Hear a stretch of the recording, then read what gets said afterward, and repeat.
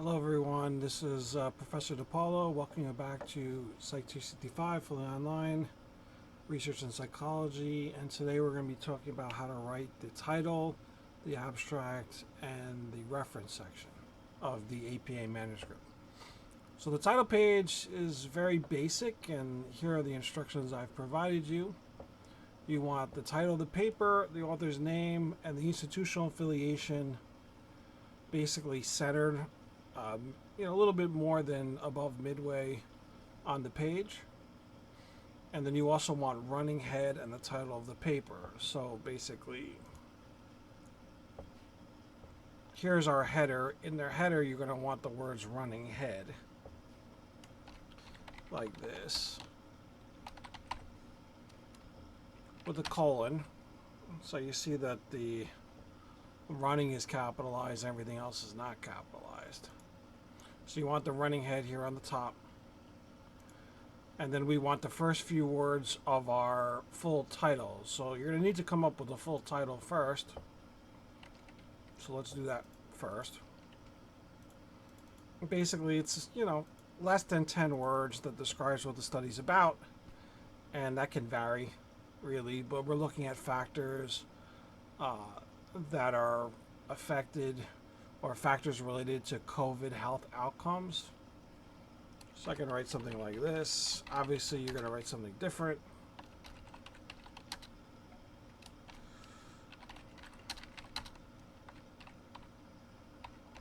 COVID health. Capitalize all the major words here. Spelled that wrong. Something like that. That should be centered. It should be 12-point font. So I'll make that 12-point font. And then below that, you're going to have your name and then the institutional affiliation. So obviously, that's who I am. And my institutional affiliation.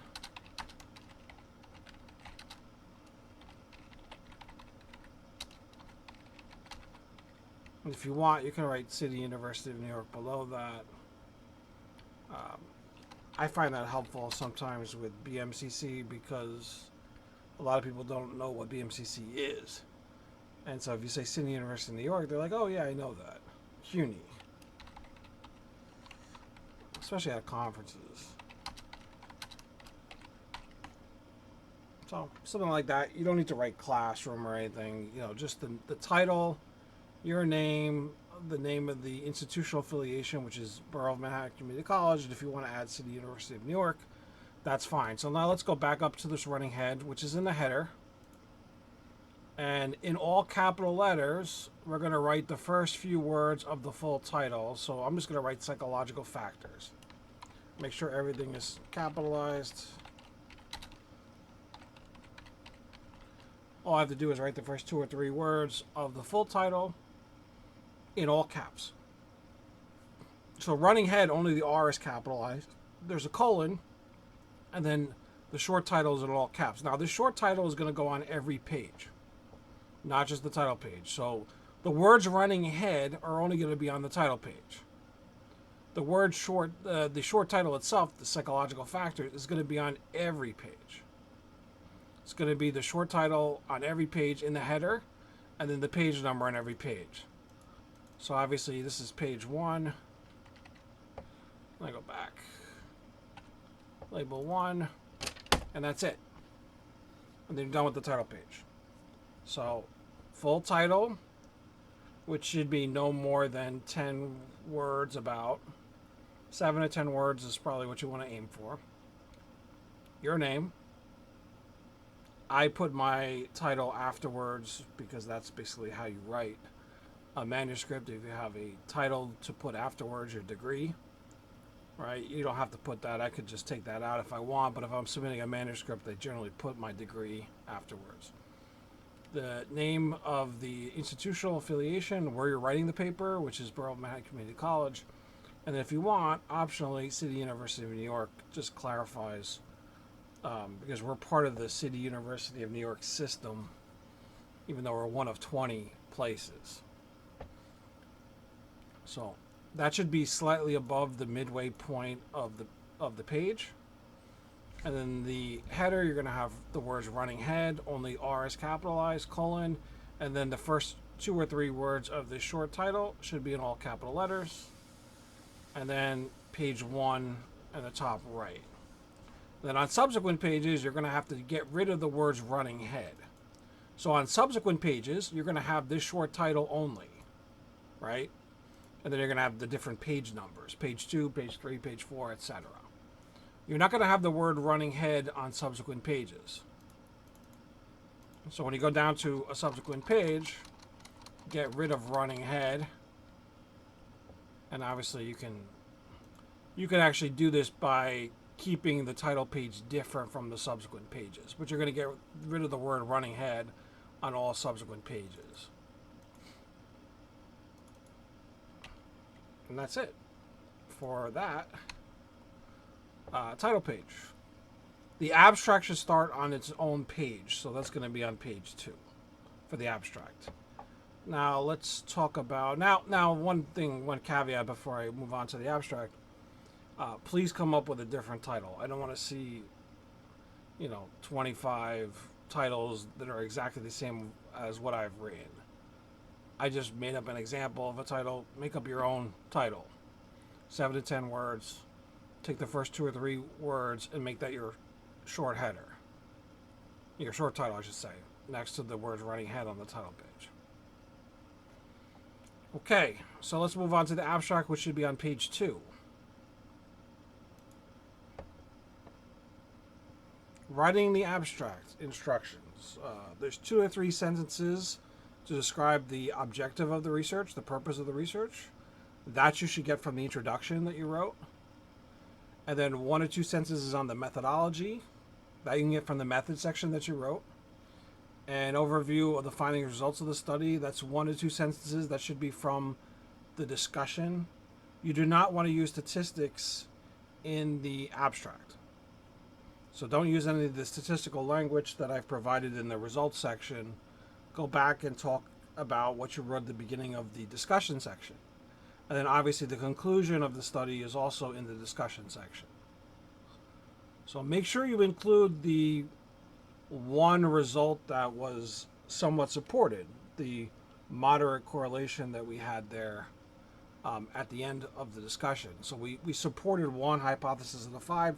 You want to make sure you mention that hypothesis was moderately supported. So basically you're going through the different parts of your paper and you're writing, a couple of sentences on each part. And it becomes a paragraph form. So let's look at an example here. Approximately 15 to 25% of the U.S. working population is classified as high risk for job stress. This type of stress is known to exert psychological tolls on workers.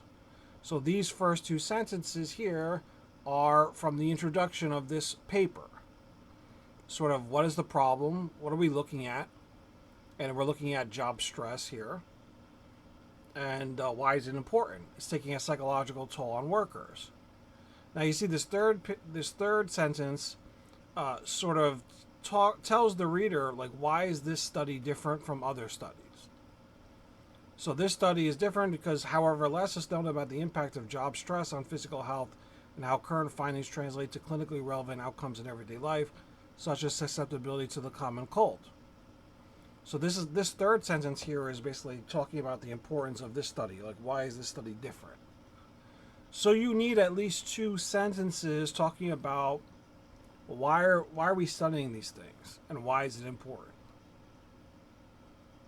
And obviously there's a lot of importance of it because our society did not do a good job with COVID. And we want to know why that's the case, why certain people were able to follow directions and listen to health experts and other people did not. And it's more than just their political affiliation. So that's the sort of the basis of the study. Now, as you can see, the next sentence here, in an ongoing daily diary study, 68 adults completed measures of job stress and upper respiratory infection every day for 8 weeks. That is methodology. So you'll want 1 to 2 sentences on the method. And you can get that from the method that you previously have written.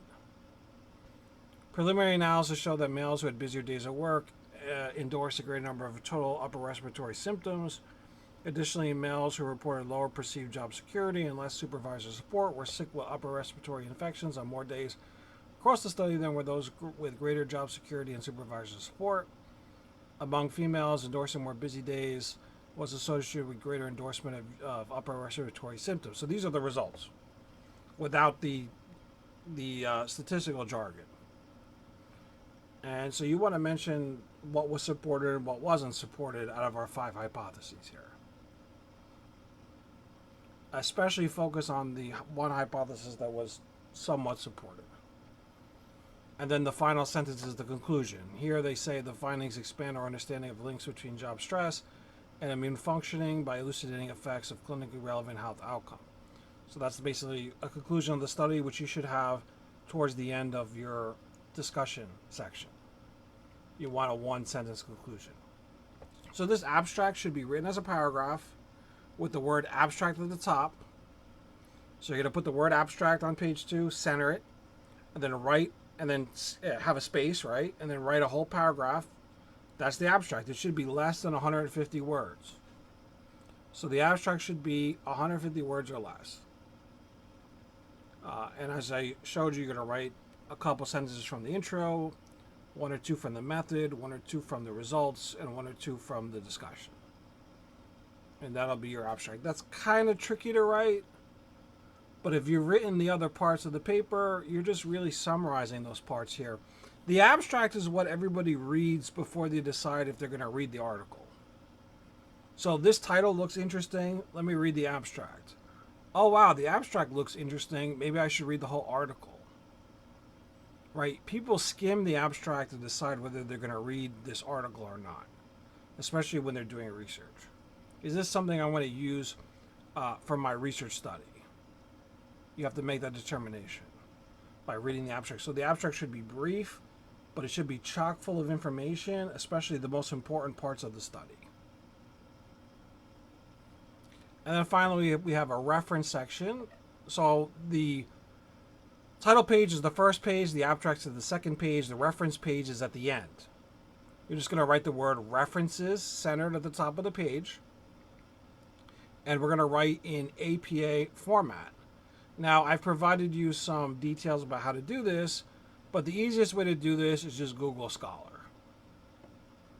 And there's other citation makers too that you can use, but I like Google Scholar if you only have a couple of citations, because it's really easy to do. So we go into Google Scholar, not regular Google, Google Scholar, and we search for some of the articles that we're using. So you have the article titles that you used in your introduction, in your maybe some in your discussion. So those article titles that you're citing, we need to put those into a reference page. So let's say you cited something on empathy and vaccination.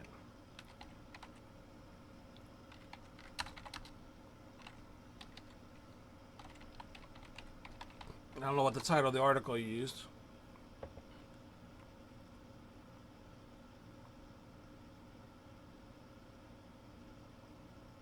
Let's say you use this article here. Empathy in Vaccination Counseling is a survey of the impact of 3-day residential course. If you use this article, you want to cite it. So the whole article is here as a PDF, right? Here's the abstract. They actually break down the abstract by piece, right? By background, methods, results, conclusions. You generally don't do that, but this is more of a medical journal, so they're doing it here. But you read this abstract and you say, okay, this is interesting. I'm going to use this article. Now I need to cite from this article. And I have to, if I cite from this article, especially in the introduction, I need to then put it in my reference page. So let's see how we do that. So go to Google Scholar again. So I'm just going to go back to Google Scholar. And if I'm citing from this article here, I just find this little quotation mark that says cite, and I click it. And find APA, and then just copy it. And then if I want to make a reference page,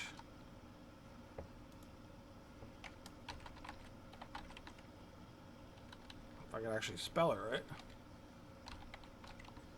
References. And there we go. Now make sure it's double spaced. So the formatting might be a little bit off here. You may want to change this to 12 point. I have a different font here, so I'm going to keep it the same font. This is Calibri. So let's keep it the same font all the way through. Now, I could double space this. And I could also indent the second and subsequent lines of the reference. So every reference entry you have here, you want to indent the second and subsequent lines. So I'm going to cut, and then I'm going to paste here. It seems like I indented a lot. Let's move it over more. So I indented too much. Let me do that again. It's a big indent. I'm not sure why it's indenting that much. There we go. Right? And there's your reference. And you're going to do that for every reference. You want to indent the second and subsequent lines of each reference entry. And you want to make sure the references are in alphabetical order by author last name. So these references should be in alphabetical order by author last name. Now, if you want to look at the structure of it, make sure you have a date here. Make sure you have that in parentheses. With a period, make sure that the journal name is in italics. And then include the volume number of the journal, and then in parentheses the issue number if there is an issue number, and then the pages of the article. But all of that stuff is done on Google Scholar, and you can just go into Google Scholar and basically copy and paste it and format it correctly like this. Make sure it's double spaced, alphabetical order, and then you're done. And that's how you'd write a reference page. So you're going to have the title page, which takes basically 2 minutes to write. You're going to have the abstract, which will take a little bit longer because it's, you know, you're collecting information and trying to make it sound, you know, cohesive, put it together, make sure it sounds good, you can read it easily, and understand what the study's about. So that's going to take a while to write. The abstract is the most difficult part of this. And then the reference page, which should take a few minutes of just going into Google Scholar and formatting it correctly. Put it in alphabetical order by author last name, double space it, make sure the second and subsequent lines are indented, and then you're done. And that's all you're going to do. You're going to save this whole thing as a PDF file, and you're going to upload it to Blackboard, and then you'll be done with all parts of the manuscript. And I've given you feedback on every piece, and you're going to use my feedback to change things for the final paper. So you're going to use my feedback for all the sections you've written, and then you're going to add the results page that I've written for you. So the results page I already added for you. Right here where it says results, all you're going to do is copy and paste this document. Or whatever is on this document, you're going to copy, and that's going to be your results section. So you're going to write the revised intro, the revised method. You're going to copy and paste the results, revised discussion, and then revised references, abstract, you know, title page. You're going to put it all in the correct order, which is basically title page, abstract, intro, method, results, discussion, references. And then you're going to upload that final paper in a few weeks as your final paper. So you're going to use my comments that I've been giving you to revise each section, and then submit the revised copy as your final paper. And that's going to be, there'll be a link up here on Blackboard for that. So that's it for today. Hope you enjoyed that. If you have any questions, let me know. Send me an email. If not, I look forward to reading your title, abstract, and discussion sections. Bye for now.